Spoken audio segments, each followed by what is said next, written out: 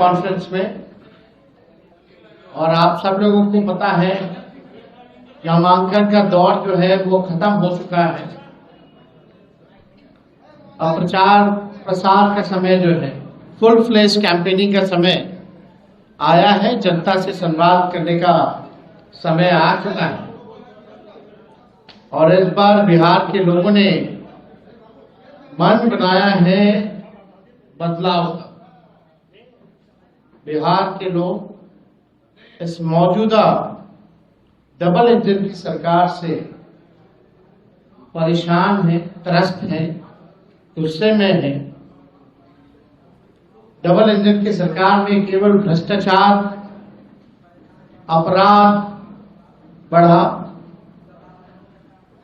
पढ़ाई, दवाई, कमाई, सिंचाई के मामले में फेल रहा। लोग जो है गरीबी, महंगाई से परेशान है, पलायन से परेशान है, बेरोजगारी से परेशान है।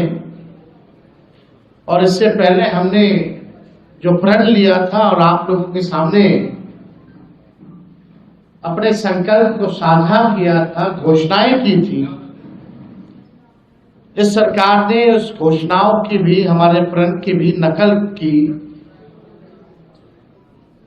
वो सबको पता है, किसी से छुपा हुआ नहीं है।